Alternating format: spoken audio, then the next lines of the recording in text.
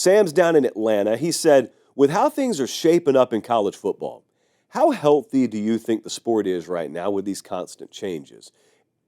Good question. All right, so it's very funny to listen to different people in our space or just college football fans in general talk about their opinion on this. Because I've heard some people say the sport is screwed, it's just done for. I've heard other people, like I've heard Joel Klatt say, this is the beginning of the golden age of college football. Now, I'm not sure I feel either. I think you can't deny that the sport is doing healthy in terms of engagement, viewership, attendance numbers. Attendance, when it declines, especially in a hyper-technological age, is sort of misconstrued. Like if your attendance figures go down, but the rapid advancement in technology makes the home experience so great, it's not really an indicator that the sport's health is suffering as much as people would lead you to believe. So those kinds of indicators would tell me, oh, the sport's great, the sport's flourishing. Okay, and then you have the added component of playoff expansion. We've all got our feelings on that. I've made mine well known. But bottom line is, a lot of people who would view this as a golden era, they would say more playoff spots means more competition for a playoff spot, which means more access points, which means more engaged fan bases, deeper in the season. That's a net positive for the sport. I've got my own philosophy on that, but a lot of people feel that way. So, okay, I'll grant you that.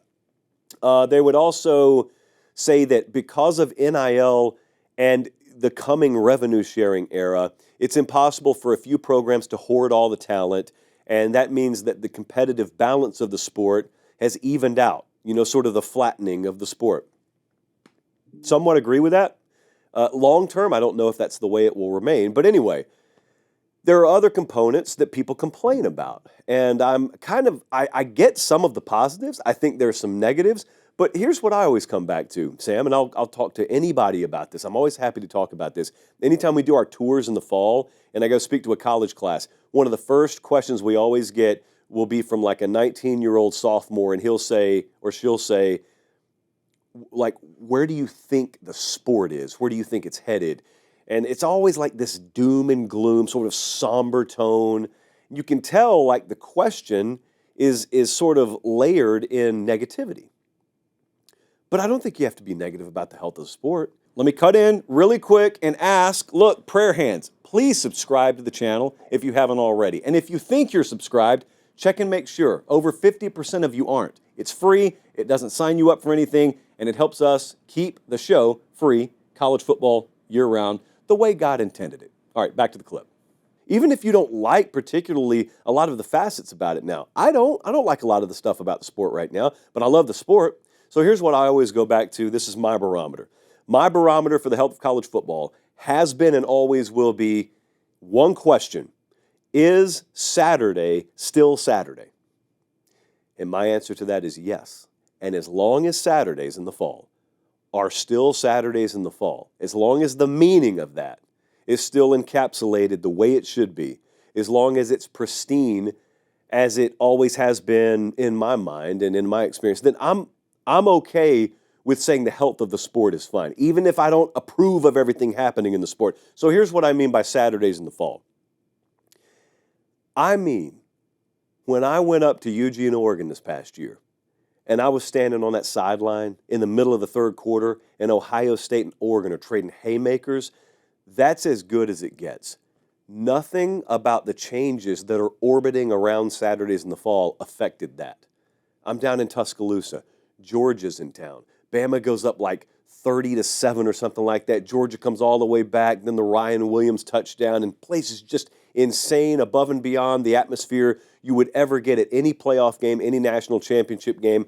That's Saturday in the fall. I was out in Tempe, Arizona. Brigham Young was in town at Arizona State. Four-quarter classic. They stormed the field. That is Saturday in the fall. And that stuff this past year felt as good and as authentic and pristine as it's ever felt to me. Do I love everything happening? Of course I don't. There's never been a point in my lifetime where I've looked at college football across the board and said, I love everything that's going on right now. I think that's an illusion. That's a myth. I don't think we ever get there. But I will say this. With a lot of the sort of seismic change that's happening right now, we're in the middle of it. keep in mind, we're in the middle of it. It's kind of hard when you look in your history books and you look back at westward expansion, or you look at any of a number of other things that were chapters in your history books, but it's already done, and you know the beginning, the middle, and the ending. It's easy to see it in totality. You can't see what's happening right now in totality because it's still happening. We're right in the middle of the story being written. But eventually, college football, through all of this change over the past decade or so, will get to somewhat of a steady shore. A lot has happened. A lot is in the process of happening. I continue to maintain we've got a shot to stick the landing here. Not that things are dire right now, but I'm saying for those of you who may be a little perturbed, a little miffed, a little upset with where college football is, which is not all of you, but some of you feel that way, I will give you a ton of hope. If you think about this, think about where we could be headed. You don't like a ton of players moving around in the portal right now. You don't like NIL ruling everything, if that fits the description of how you feel. Well, think about what the revenue sharing era could mean. If you have a new enforcement body, if you have a new set of laws that govern the sport and they're enforceable, this is all written in pencil right now. A lot of it's pinned up in courts, but if we get to that place, I got to think that roster continuity reverts back to looking a lot more like what it looked before the portal era went crazy than it does right now. I've got to think the revenue sharing era kind of accomplishes both things. It places a premium on evaluation and development of talent in-house. It also does divide the talent up to where you have a more competitive, balanced playing field. But then also, okay, remember one more thing down. The playoff structure. Think what you will about college football playoff expansion. I wasn't a huge fan of it. I still am not. But given that we're headed there, I've been on record as saying if we're going to a 14-team model, I'm actually opposed to how most people who share my sentiment feel. Most people who I usually agree with are looking at the new playoff model saying, I don't want any auto bids. That's crap. I don't want any of that. Well, I look at it and say, I never wanted any of it, period. But if we're going to have it, give me the auto bid structure, which sounds counterintuitive to everything else I've ever said on this show. But think about that for a second.